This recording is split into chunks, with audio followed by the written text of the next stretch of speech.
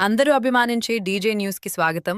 మరిన్ని వార్తా విశేషాల కోసం డీజే న్యూస్ లైక్ చేయండి, షేర్ చేయండి, సబ్స్క్రైబ్ చేయండి.